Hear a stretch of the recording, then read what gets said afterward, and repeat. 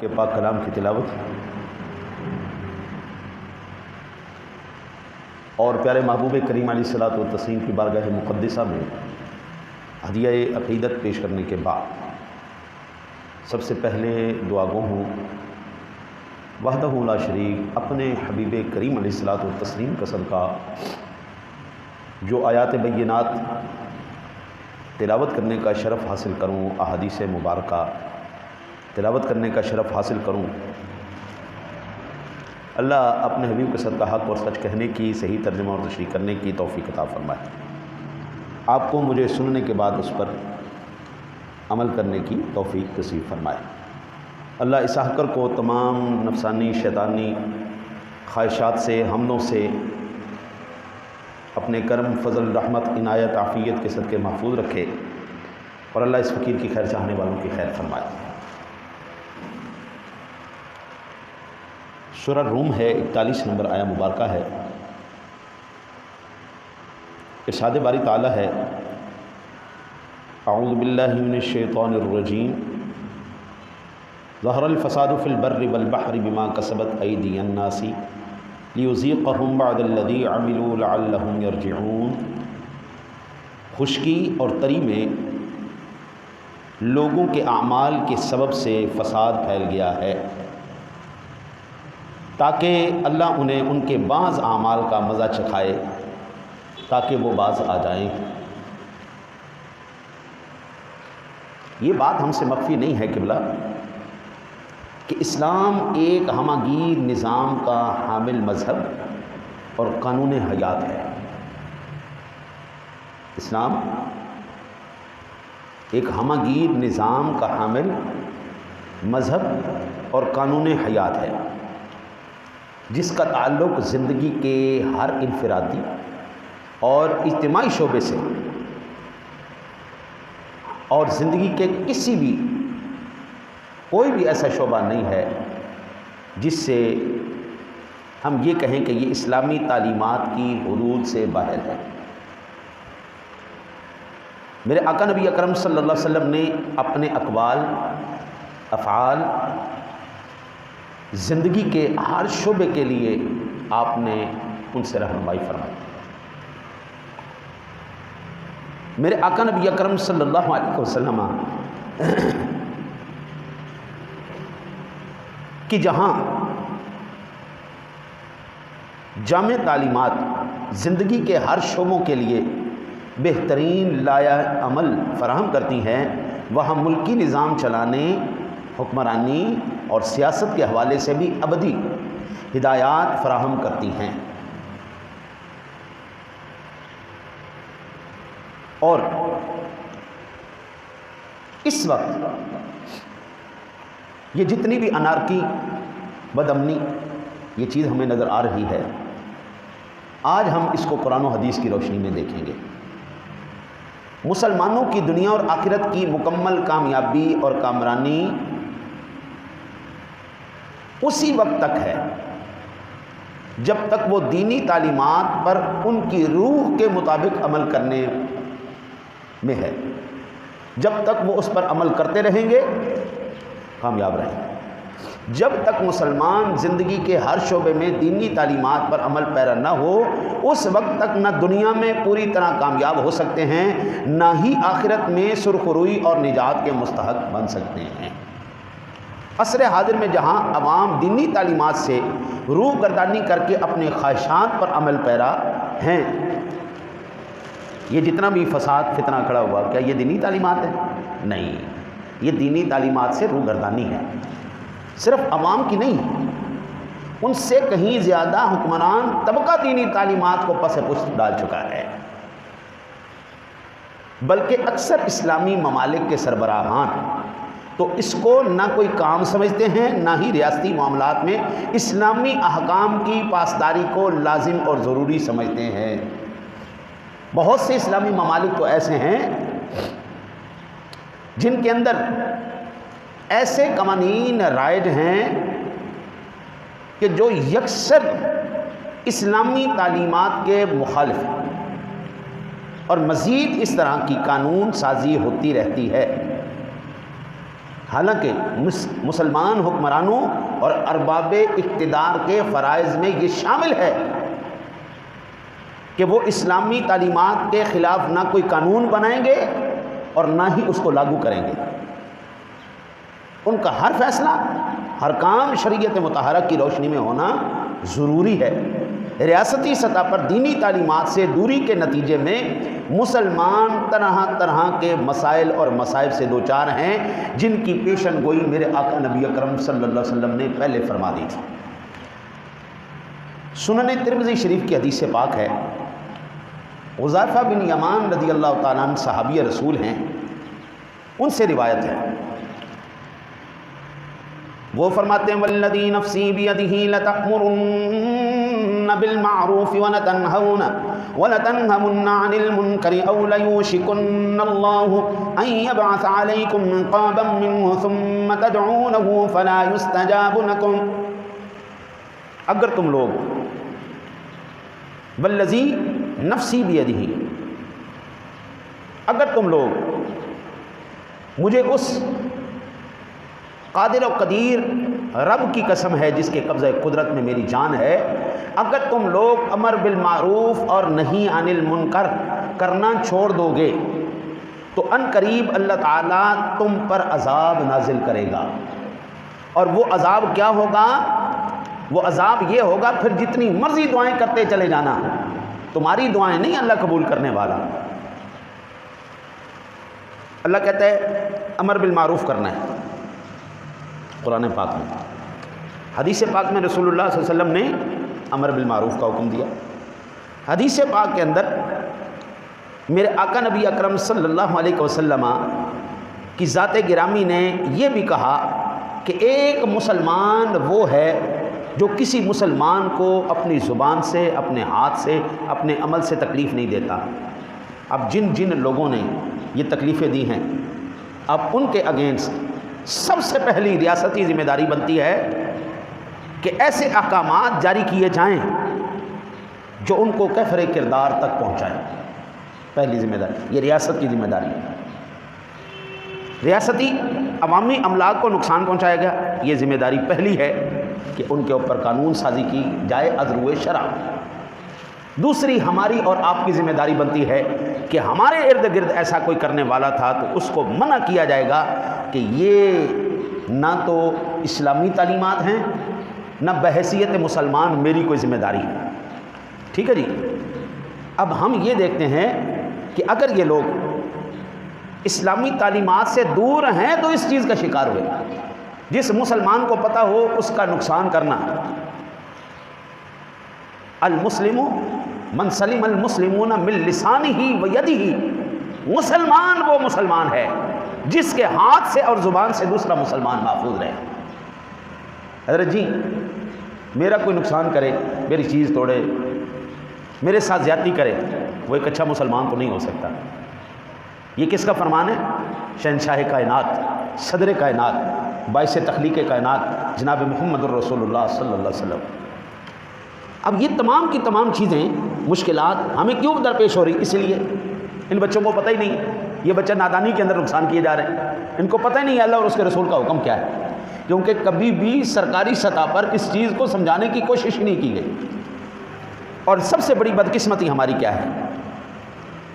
ہماری سب سے بڑی بدقسمتی یہ ہے کہ ہمارے پاس کوئی ایسا لیڈر ہے ہی نہیں جس کو ہم کہیں یہ دیندار ہے، یہ امانت دار ہے، یہ شخص مخلص ہے، یہ بندہ فہم رکھنے والا ہے، یہ بندہ وہ تمام کے تمام امور کو، ملک کی باغ دوڑ کو سنبھالنے کے اہل ہے۔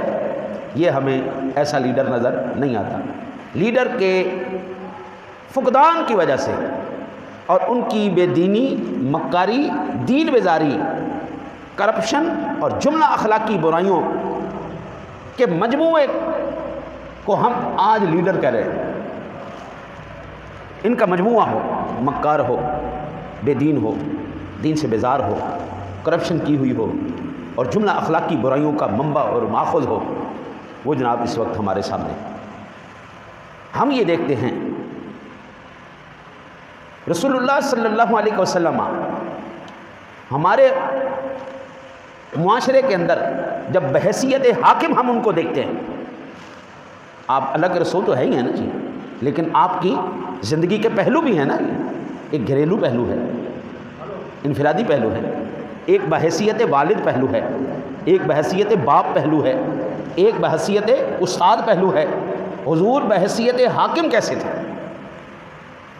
کیا نبی اکرم صلی اللہ علیہ وسلم عہدے مناصب محض اپنے عزیز و اقربا میں اپنے قرب کی وجہ سے تقسیم کر دیا کرتے تھے؟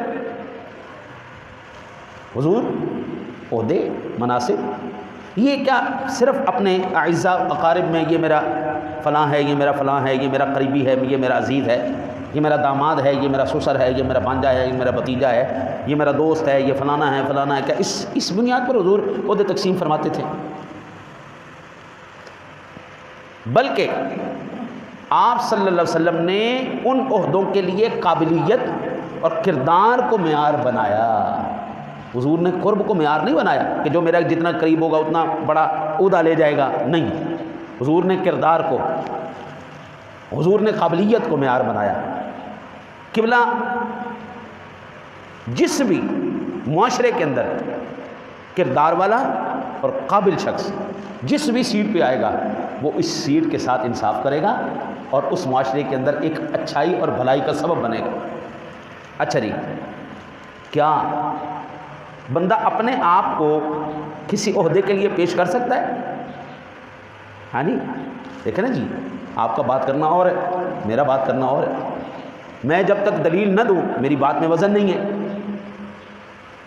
اپنے آپ کو عہدے کے قابل سمجھنا، اپنے آپ کو عہدے کے لیے پیش کرنا کہ یہ آج کی روایت ہے، نہیں، حضور کے زمانے میں بھی تھا۔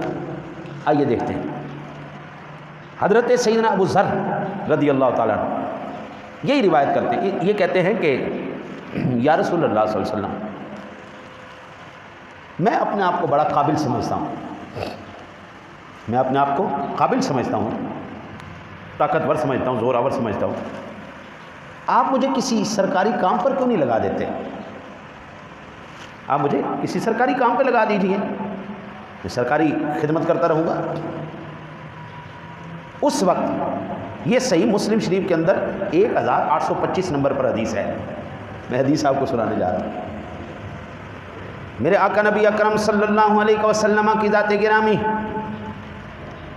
فضرب بيده على منكبيه ثم قال يا أبا ذر إنك ضعيف وإنها أمانة وإنها يوم القيامة خزي وندامة إلا من أخذها بحقها وأدى الذي عليه فيها۔ یہ مسلم شریف کی حدیث ہے۔ تو رسول اللہ صلی اللہ علیہ وسلم نے ان کے کندھوں کے درمیان ایک ضرب لگائی، جیسے ہمیں تھپکی لگاتے ہیں نا جی، جانوں کی کمر پہ تھپکی لگاتے ہیں نہیں، حضور نے ایسے ضرب لگائی، فرمایا اے ابو ذر تم ایک کمزور آدمی ہو اور یہ عہدے کل قیامت والے دن حسرت اور ندامت کا سبب ہوں گے، سوائے اس کے کہ جس نے اسے حق کے ساتھ لیا اور جو ذمہ داریاں اس پر ڈالی گئی تھیں وہ اس نے ادا کر دی۔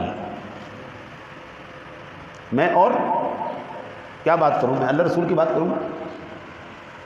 ہم نے معاشرے کے اندر خرابی کا حل ڈھونڈنا ہے، خراب نہیں کرنا ہے، ہم نے حل ڈھونڈنا ہے۔ تو یہاں پر ہمیں کیا پتہ چلا، ہر وہ بندہ جو اپنے آپ کو کسی سرکاری عہدے کے لیے پیش کرے وہ اس اہل نہیں ہوتا، اس کو وہاں کھڑا کر دیا جائے۔ یہ مسلم شریف کے اندر 1825 نمبر پر حدیث پاک ہے۔ حضور نے تھپکی مار کے کہا، انہوں نے کہا جناب میں طاقتور ہوں، میں سمجھدار ہوں، میں قابل ہوں، آپ مجھے سرکاری کام پر لگائیے۔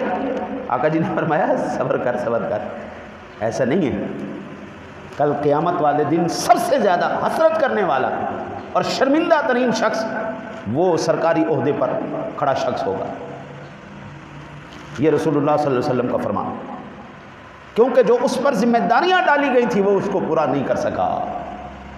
اللہ ماشاءاللہ، میں کسی کو نہیں پوائنٹ کرتا، آپ الف سے لے کے یہ تک سارے اداروں میں دیکھیں، کیا جس چیز کی وہ تنخواہ لے رہے ہیں وہ حق ادا کر رہے ہیں؟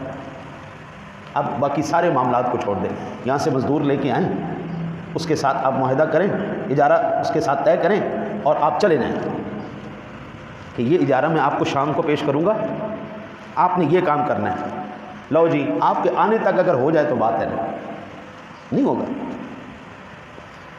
پھر آپ کیا کہہ سکتے ہیں کہ کسی بھی سرکاری عہدے پر بیٹھا شخص جو اپنے آپ کو خود پیش کر رہا ہے یہ مجھے دے جی، میں سب سے بہترین حال اس کا نکالوں گا، نہیں بابو آپ اس اہل نہیں ہیں۔ قابل، سمجھدار، اخلاقی لحاظ سے، کردار کے لحاظ سے، امانت کے لحاظ سے، دیانت کے لحاظ سے، ہر چیز کے لحاظ سے اس کو پرکھا جائے گا۔ اس کے بعد اس کے ہاتھ میں کوئی سرکاری عہدہ دیا جائے گا، بصورت دیگر نہیں دیا جائے گا۔ کریم آقا جی علی نبینا علیہ الصلوۃ والسلام کی ذات گرامی نے تمام صحابہ کرام میں سے سب سے زیادہ بردبار، متحمل، عاقل، بالغ، سمجھدار، دیانتدار کس کو سمجھا؟ اپنے بعد جناب سیدنا صدیق اکبر رضی اللہ تعالیٰ عنہ کی ذات گرامی۔ طاقتور اور بھی تھے جناب، عمر فاروق اعظم جیسے، وہ 7 سے 8 فٹ کا جناب کا عمر فاروق اعظم کا، اور حضرت جی وہ پہلوان، ایسا پہلوان کہ ایسے گردن پہ سر رکھ کے نا جی ایسے مروڑ دیں تو بندہ ختم ہو جائے، یہ پاورفل آدمی، اور جس سے خود حضور نے کہا کہ یہ بندہ وہ بندہ ہے جس سے شیطان بھی ڈرتا ہے، لیکن حضور نے ان کا انتخاب نہیں کیا، حضور نے سیدنا صدیق اکبر کا انتخاب کیا، اس کے بعد عمر فاروق اعظم کا کیا۔ بیس بنانی تھی، وقت حالات کا کیا تقاضا ہے اس تقاضے کے مطابق سلیکشن کرنا یہ ضروری تھا، اور یہ مجلس شورا کی ذمہ داری ہوتی ہے، میری اور آپ کی ذمہ داری نہیں ہوتی۔ عصر حاضر میں مسلمان باہمی افتراق اور انتشار کے شکار، ہم اس وقت ملکی سطح پر، مسلکی سطح پر، طبقاتی تقسیم کے نتیجے میں مسلمانوں کا شرازہ بکھارے پڑے، بالکل بکھیر دیا ہے۔ آپ یہ کہیں کہ آپ مذہبی لحاظ سے متحد ہیں تو یہ غلط ہے، آپ یہ کہیں کہ آپ سیاسی لحاظ سے متحد ہیں تو یہ غلط ہے، آپ یہ کہیں انفرادی لحاظ سے گھر کی سطح پر آپ سارے متحد ہیں، ایک سوچ ہے، غلط ہے، آپ اجتماعی سطح پر متحد ہیں، یہ بھی غلط ہے۔ ہمارا شرازہ بکھرا پڑا ہے جناب، کئی ممالک میں مسلمان آپس میں دستوں کے رباں ہیں، مسلمان کا خون بہا رہا ہے، مسلمان کی املاک کو نقصان پہنچا رہا ہے، جس کی وجہ سے مسلمانوں کی اجتماعی قوت اور طاقت کا نام و نشان نظر نہیں آتا۔ حضرت جی 57 اسلامی ممالک ہوں اور آپ سے فلسطین ہی آزاد نہ ہو، ایک فلسطین آزاد نہ ہو، ایک کشمیر آزاد نہ ہو، یہ متحد ہے، یہ اتحاد ہے۔ حضرت جی اس کو ہم اتحاد تو نہیں کہتے۔ سامنے ذوال احترام والاحتشام، میرے آقا نبی اکرم صلی اللہ علیہ وسلم نے جو ارشاد فرمایا تھا، آپ نے فرمایا تھا امت مسلمہ جسد واحدہ کی طرح ہے، ایک جسم کی طرح ہے۔ آپ نے ان سب کی خوشی کو خوشی، سب کی غمی کو غمی قرار دیا، ایک قرار دیا۔ آئیے صحیح مسلم شریف کی 2586 نمبر پر حدیث پاک سیدنا نعمان بن بشیر رضی اللہ تعالیٰ عنہ سے روایت ہے، میرے آقا نبی اکرم صلی اللہ علیہ وسلم نے ارشاد فرمایا، آقا جی نے فرمایا مثل المؤمنین فی تودہم وتراحمہم وتعاطفہم مثل الجسد اذا اشتکا منہ عضو تداعی لہ سائر الجسد بالسہر والحم۔ میرے آقا نبی اکرم صلی اللہ علیہ وسلم مسلمان آپس میں پیار و محبت، رحم و شفقت، مہربانی برتنے میں ایک جسم کی مثال رکھتے ہیں کہ جسم کا ایک عضو بیمار پڑ جائے تو سارا جسم اضطراب اور بخار میں مبتلا ہو جاتا ہے۔ یہ صحیح مسلم شریف 2586 نمبر پر حدیث پاک موجود۔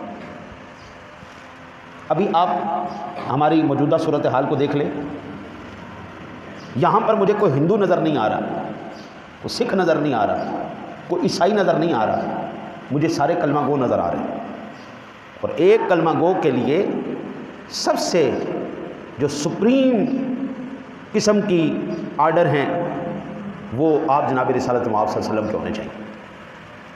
حالات کو مد نظر رکھیں اور اس حدیث کو رکھیں، کیا انہوں نے اپنے نبی کی بات مانی یا نہیں مانی؟ فیصلہ آپ کرنا، اللہ رسول کا حکم میں آپ کے سامنے رکھ دیتا ہوں۔ حضرت ابو موسیٰ رضی اللہ تعالیٰ عنہ آپ روایت کرتے ہیں، مسلم شریف کے 2585 نمبر پر یہ حدیث پاک، میرے آقا نبی اکرم صلی اللہ علیہ وسلم نے فرمایا المؤمن للمؤمن کالبنیان یشد بعضه بعضا، مسلمان کے لیے اس طرح ہیں جس طرح عمارت، اگر میں اس عمارت کی مسجد کی یہ جو چاروں دیواریں ہیں ان کو نکال دوں، یہ مسجد قائم رہے گی؟ نہیں رہ سکتی۔ چار دیواری کے اوپر لنٹر کھڑا ہے، اور اگر چار دیواری ہی نکال دی جائے لنٹر دھڑام سے نیچے آ جائے گا۔ اگر میں لنٹر کو نکال دوں اور صرف چار دیواری کھڑی رہے تو کیا یہ عمارت کہلا سکتی ہے؟ نہیں کہلا سکتی۔ آقا جی نے ارشاد فرمایا مسلمان تو مسلمان کے لیے اس طرح ہے جس طرح عمارت جس کے کچھ حصوں کو مضبوط کرتے ہیں۔ چار دیواری نے لنٹر کو پکڑ کے رکھا ہے، لنٹر نے چار دیواری کی حفاظت کی ہوئی ہے۔ چار دیواری اکیلی وہ کھڑی نہیں رہ سکتی، وہ طوفانوں کا، وہ ہواؤں کا شکار ہو کے وہ گر جاتی ہے، خالی چھت نہیں کھڑی رہ سکتی جناب۔ یہ دونوں چیزیں ایک دوسرے کو مضبوطی سے سنبھالے رکھے ہیں، اب اگلے 50 سال تک ان کو کچھ نہیں ہونے والا۔ جیسے یہ دونوں ایک دوسرے کے ساتھ تعاون کر رہے چھوڑ دیں گے بربادی ہو جائے گی۔ یہ تمام کی تمام صورتحال میں نقصان کس کا ہو رہا ہے؟ آپ کا ہو رہا ہے، میرا ہو رہا ہے، اس ملک کا ہو رہا ہے۔ جذباتی فیصلے نے کہاں پر حالات کو پہنچا دیا، یہ اب ہماری آنے والی نسلیں بھی اس کا خمیازہ بھگتیں گی، صرف آپ اور میں نہیں۔ میرے آقا نبی اکرم صلی اللہ علیہ وسلم نے اپنی سیرت اور عمل سے مسلمانوں کے اتحاد اور اتفاق کے لیے ہر ممکن اقدام اٹھایا، اور ہر اس عمل سے مسلمانوں کو دور رہنے کی تلقین فرمائی جو مسلمانوں کے اتفاق میں مخل ہو۔ ام المؤمنین امی عائشہ صدیقہ رضی اللہ تعالی عنہا فرماتی ہیں لولا حداثۃ عہد قومک بالکفر لنقضت عن الكعبۃ ولجعلتها على اساس ابراہیم فإن قریشا حین بنی البیت استقصر ولجعلت لها خلفا۔ یہ مسلم شریف کے اندر 1333 نمبر پر حدیث پاک موجود ہے۔ آپ فرماتے ہیں کہ اگر قوم میں قریش کا کفر چھوڑنے کا عرصہ قریب نہ ہوتا، نئی مسلمان نہ ہوئی ہوتی، تو میں خانہ کعبہ کو گراتا اور دوبارہ اسی طرح بناتا جس طرح حضرت سیدنا ابراہیم علیہ نبینا علیہ الصلوۃ والسلام نے تعمیر کیا تھا۔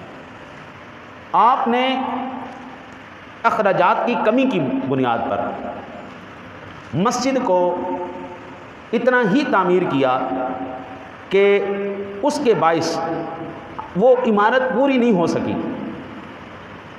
اور فرماتے ہیں اگر پورا ہوتا تو میں اس کی پچھلی جانب بھی ایک دروازہ کرتا، ایک طرف سے مسلمان داخل ہوتے، دوسری طرف سے نکلتے چلے جاتے۔ اتنا اہم ترین مسئلہ حضور نے صرف انتشار کی بنا پر روک دیا۔ اگر چاہتے مختار کل تھے کر سکتے تھے، لیکن نہیں کیا، لوگوں میں انتشار پیدا ہو جائے۔ اور جو مسجدیں جلا دیں ان کے لیے تو حضور کی تعلیمات ہیں، ایک ہی مسجد جلائی جا سکتی ہے جس کے اندر حضور جناب رسالت مآب صلی اللہ علیہ وسلم کے خلاف گستاخیاں کی جائیں، اور آپ جناب رسالت مآب صلی اللہ علیہ وسلم کے مشن کے خلاف جہاں پر پلاننگ کی جائے، وہ مساجد جو دہشت گردی کا اڈا ہو، صرف اور صرف اس میں مسلمانوں کے خلاف پروپوگنڈا کیا جاتا ہو، بانی اسلام جناب محمد رسول اللہ صلی اللہ علیہ وسلم کے خلاف پروپوگنڈا کیا جاتا ہو، وہ مسجدیں تباہ کر دو۔ اور اگر ایسا نہیں ہے تو مسجد تو اللہ کا گھر ہے۔ آج کوئی بھی مسلک والا ایسا نظر تو نہیں آتا کہ وہ اسلام کے خلاف، بانی اسلام کے خلاف، آپ جناب رسالت مآب صلی اللہ علیہ وسلم کے خلاف پلاننگ کرتا، مجھے ایسا نظر تو نہیں آتا۔ آج نا جی سب سے بڑی جو ہمارے اندر فقدان ہے، اس فقدان کا جو بیج رکھا گیا ہے وہ آپ کی اور میری بنیادی سطح سے بیج رکھا گیا ہے۔ موٹی سی مثال، آپ دکان پہ چلے جائیں، 4 بندے کھڑے ہو نا، تو جو بعد میں آئے گا نا وہ یار ذرا جلدی کریں یار، جلدی کریں یار، اب مینوں بڑا جلدی ہے، جلدی کریں جلدی کریں۔ لائن لگی ہوگی نا جی، تو سب سے پہلی کوشش میری یہ ہوگی کہ میں لائن توڑ کے آگے کھڑا ہو جاؤں۔ سب سے آرام سے، تمیز سے، جو اللہ اور اس کے رسول کے احکامات ہیں اس طرح بھی تو عمل کیا جا سکتا ہے۔ ابھی ہمارے ملک پاکستان میں تقسیم کیا آٹا، وہ آٹا لینے کی مد میں کتنے بندے جان سے ہی ہے۔ یہ کیسے ہوا؟ وہاں پر کسی نے گولی ماری، کسی نے ڈنڈا مارا نہیں، اپنی بد نظمی کی وجہ سے، خود ہی اپنی غلطی کی وجہ سے اپنی جان دے گا۔ صبر تحمل والی چکر ہی کوئی نہیں۔ میرے آقا نبی اکرم صلی اللہ علیہ وسلم کی ذات گرامی کے ساتھ بھی ایسے معاملات ہوئے۔ یہ انتشار، جلد بازی، ہلڑ بازی، کچھ عقیدت کے نام پر، کچھ جہالت کے نام پر، یہ سارے معاملات ہوئے۔ آئیے میں آپ کو حدیث پاک سناؤں۔ صحیح بخاری شریف کے اندر 2821 نمبر پر یہ روایت موجود ہے۔ حضرت سیدنا جبیر بن مطعم وہ فرماتے ہیں انه بينما هو يسير مع رسول الله صلى الله عليه وسلم ومعه الناس مقفله من حنين فعلقه الناس يسألونه حتى اضطروه إلى سمرة فخطفت رداؤه فوق النبي صلى الله عليه وسلم فقال اعطوني ردائي لو كان لي عدد هذه العظاه نعما لقسمته بينكم ثم لا تردوني بخيلا ولا كذوبا ولا جبانا۔ رسول اللہ صلی اللہ علیہ وسلم کے ساتھ وہ کہتے ہیں میں چل رہا تھا، آپ کے ساتھ بہت سے صحابہ تھے، وادیہ حنین سے واپس تشریف لا رہے تھے کہ کچھ بدو لوگ آپ سے لپٹ گئے۔ بالآخر مجبوراً آپ کو ایک ببول کے درخت کے پاس جانا پڑا، کانٹوں والا، یعنی کانٹوں والا درخت۔ آپ وہاں جا کر آپ کی چادر مبارک ببول کے کانٹوں میں پھنس گئی۔ اصول کیا تھا؟ ایک ایک کر کے آتے، دست بوسی کرتے، پیچھے ہٹ جاتے، نہیں سانوں نے ایک دفعہ دعویٰ بول دیا، وہ بھی مل رہا ہے، وہ بھی مل رہا ہے، وہ بھی مل رہا ہے، کوئی ادھر سے کوئی ادھر سے۔ حضور کرتے کرتے کرتے کرتے پیچھے ہوئے، اور پیچھے خاردار جھاڑیاں تھیں کانٹوں والی، وہ آپ کی چادر مبارک اس میں الجھ گئی۔ اب انہوں نے کیا کیا، ان لوگوں نے وہ چادر ہی کھینچ لی۔ اب وہ ہر ایک کی تمنا یہ تھی کہ اب یہ چادر مجھے مل جائے، مجھے مل جائے، مجھے مل جائے، کوئی ادھر سے کھینچے، کوئی ادھر سے کھینچے، کوئی ادھر سے کھینچے، ہر ایک کھینچنے میں لگا ہوا ہے۔ اور یہ کس کے ساتھ ہو رہا ہے؟ یہ شہنشاہ کائنات کے ساتھ ہو رہا ہے۔ یہ بد امنی، بد نظمی آج کی نہیں ہے، یہ ہماری جڑوں میں بیٹھی ہوئی ہے۔ میرے آقا نبی اکرم صلی اللہ علیہ وسلم جب تھوڑے سے سنبھلے، آپ نے فرمایا یار چادر تو واپس دو مجھے، میری چادر تو واپس کرو۔ انہوں نے کہا جی ہم نے تو اس لیے لیے کہ آپ ہمیں کچھ عنایت کر دیں، ہاں جی تھوڑی تھوڑی چادر ہمیں ہی دے دے۔ حضور نبی اکرم صلی اللہ علیہ وسلم نے فرمایا یہ میری چادر مجھے واپس کرو۔ اللہ کی قسم اگر میرے پاس درخت کے کانٹوں جتنے بھی اونٹ کی بکریاں ہوتی تو میں تم میں تقسیم کر دیتا، مجھے تم بخیل نہیں پاتے، میں نہ جھوٹا ہوں نہ بزدل ہوں، میرے پاس ہے ہی کچھ نہیں، میں تمہیں کیا دوں گا؟ اگر کچھ بھی ہوتا، ایک کانٹا بھی میرے پاس زائد ہوتا، میں تمہیں دے دیتا، تقسیم کر دیتا۔ یہ بد امنی، بد نظمی اللہ کے رسول کو راضی کرنے والی تو نہیں ہے۔ حدیث پاک ہے، بخاری شریف ہے، 2821 نمبر پر ہے، اس کو پڑھو۔ جس نے بد نظمی کی ہے اللہ کے رسول کو راضی تو نہیں کیا کم از کم۔ قرآن کی آیت سورۃ الروم 41 نمبر، یہ احادیث کے جو نمبر میں نے آپ کو عرض کر دی ان کو۔ دوسری مثال، ان رسول اللہ صلی اللہ علیہ وسلم کان یؤتی بالرجل متوفی علیہ الدین فیسأل هل ترک لدینہ فضلا فإن حدث أنه ترك لدينه وفاء صلى وإلا وقال للمسلمين صلوا على صاحبكم فلما فتح الله عليه الفتوح قال أنا أول بالمؤمنين من أنفسهم فمن توفي من المؤمنين فترك دينا فعلي قضاؤه ومن ترك مالا فلورثته۔ رسول کریم صلی اللہ علیہ وسلم، یہ حضرت سیدنا ابو ہریرہ روایت کرنے والے ہیں، صحیح بخاری شریف میں 2298 نمبر پر یہ روایت موجود ہے۔ آقا جی علیہ الصلوۃ والسلام کے پاس جب کسی ایسی میت کو لایا جاتا جس پر قرض ہوتا تو آپ فرماتے کیا اس بندے نے اتنا ترکہ چھوڑا ہے کہ اس کے ترکے کو بیچ کر یا اس کے ذریعے اس کا قرض ادا کر دیا جائے گا؟ اگر یہ کہا جاتا کہ ہاں یا رسول اللہ اتنا ترکہ ہے، پیچھے اس کی اتنی وراثت پڑی ہے کہ وہ قرضے کی مد میں دے کر اس کی جان خلاصی ہو جائے گی، تو پھر آپ جناب اس کی نماز جنازہ پڑھا دیتے۔ اور اگر یہ کہا جاتا کہ یا رسول اللہ اس کے پاس اتنا مال نہیں باقی، پیچھے ترکہ نہیں ہے، کسی نے ذمہ داری بھی نہیں لی کہ وہ قرضہ ادا کر دے گا، تو پھر رسول اللہ صلی اللہ علیہ وسلم کی ذات گرامی فرماتے مسلمانوں سے، صحابہ سے، ٹھیک ہے تم نماز پڑھ لو، تم نماز جنازہ پڑھ لو۔ حضور اس کی نماز جنازہ نہیں پڑھتے تھے۔ پھر اللہ تعالیٰ نے آپ پر فتح کے دروازے کھول دیے، تو آپ نے فرمایا میں مسلمانوں کا خود ان کی ذات سے بھی زیادہ مستحق ہوں، لہٰذا اس لیے اب جو مسلمان وفات پا جائے اور وہ مقروض رہا ہو تو اس کا ادا کرنا، قرض ادا کرنا میرے ذمہ ہے۔ جو مسلمان مال چھوڑ جائے وہ اس کے وارثوں کا حق ہے۔ حضور کے پاس تھا، حضور نے کیا کہا؟ کوئی بھی مر جائے پیچھے کوئی دینے والا نہیں، میں ذمہ دار ہوں، آ کے مجھ سے قرضہ وصول کرو۔ اور اگر میرے آقا نبی اکرم صلی اللہ علیہ وسلم نے فرمایا اس کا مال ہے پیچھے، مجھے نہیں دینا، اس کے وارثوں کو دے دو۔ حضرت جی یہ ہے حاکم وقت کی ذمہ داری۔ میں بحیثیت حاکم حضور کی اس وقت شخصیت کو آپ کے سامنے، حاکم جس کے اپنے سرمایہ نہ ہوں یا جو تھے کم از کم وہی رہے۔ کریم آقا جی علیہ نبینا علیہ الصلوۃ والسلام کی ذات گرامی کے پاس کتنا مال آیا؟ اتنا آیا کہ حضور ادھر بیٹھے ہیں اور ادھر والا بندہ نظر نہیں آ رہا، اشرفیاں ہیں، مال اسباب ڈھیر لگے ہوئے۔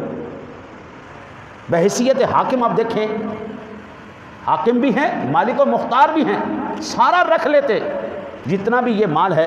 یسألونک عن الانفال قل الانفال للہ والرسول، یہ جتنا بھی مال غنیمت ہے یہ سارا کا سارا اللہ اور اس کے رسول کا ہے۔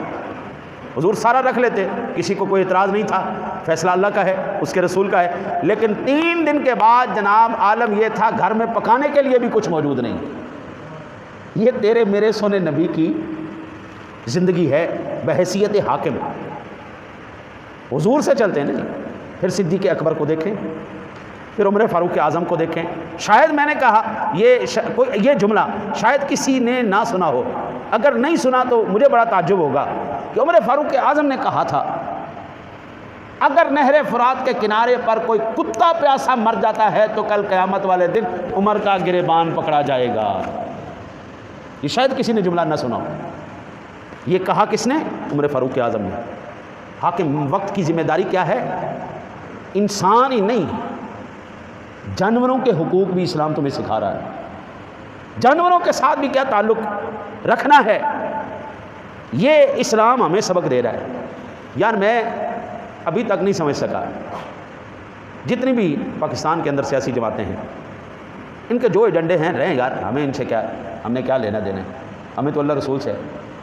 کاش یہ سارے متفق ہو جائیں ایک بات پر کہ ہم سارے مل کر اس وقت تک کسی بھی سرکاری عہدے کو نہیں قبول کریں گے جب تک ہمارے ملک سے غربت ختم نہیں ہو جاتی یا بے روزگاری ختم نہیں ہو جاتی۔ ایک ایجنڈا لے کے چل پڑے نا، رب کعبہ کی قسم ہے ہم سب کچھ ان کو دے دیں گے۔ ہمیں جب اخلاص نظر آتا ہے نا کسی شخص کی آواز میں، ہم بھی سادہ سے ہیں یار، جلدی سے پیچھے لگ جاتے ہیں۔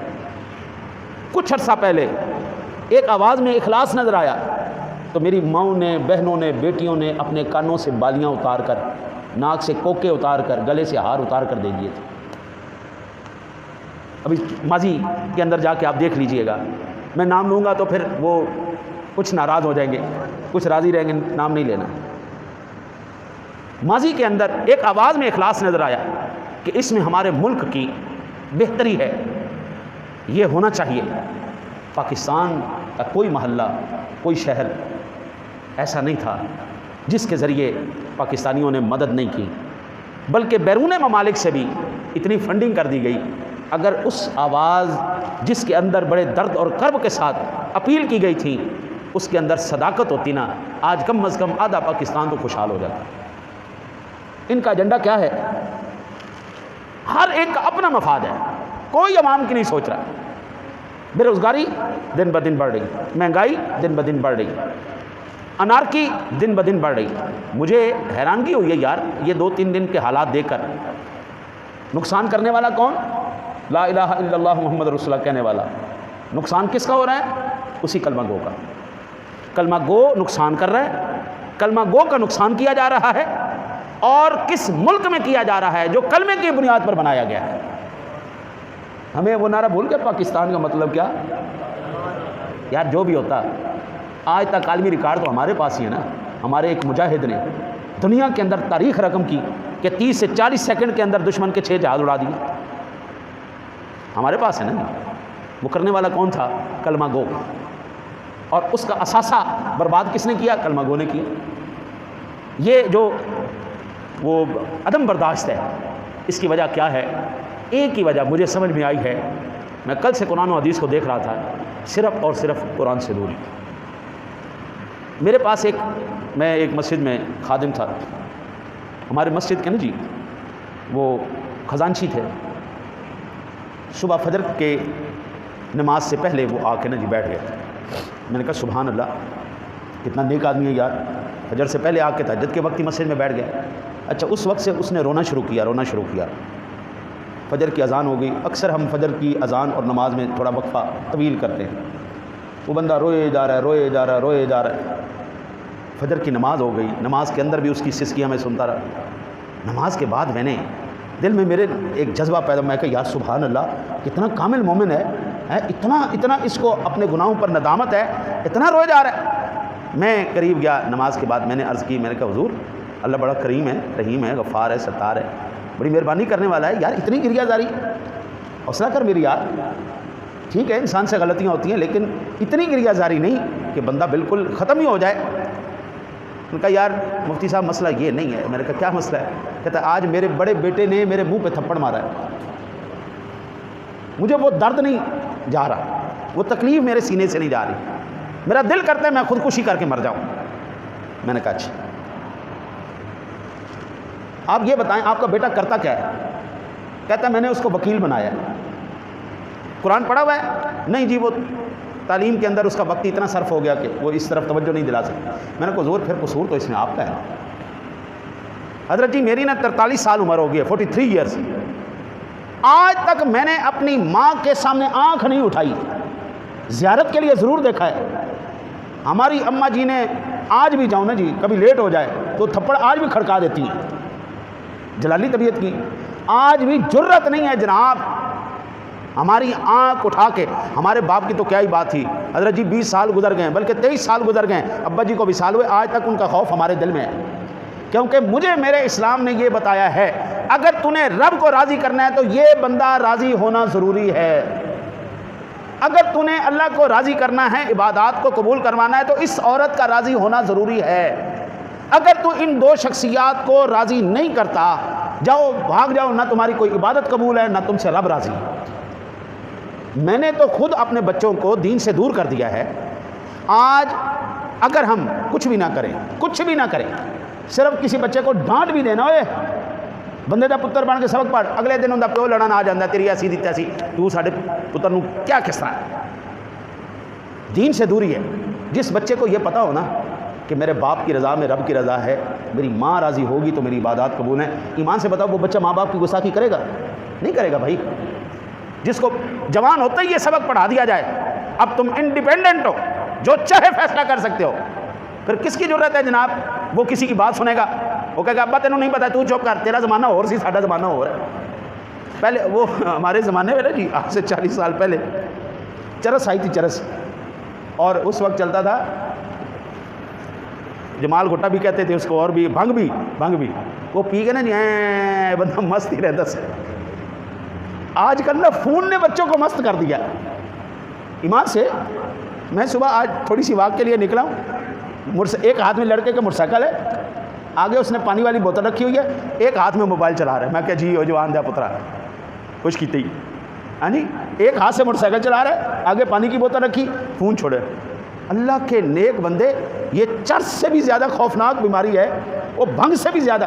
بھنگ کا تو کچھ لمحوں کے لیے وہ نشہ ان کے دماغ پر چڑھتا تھا، لیکن یہ نشے بہت زیادہ خطرناک ہو گئے، اور اس کا نتیجہ بھی وہی ہے دین سے دوری. دعا کرو اللہ تعالیٰ آپ کو اور مجھے دین سمجھ کر اس پر عمل کی توفیق نصیب فرمائے.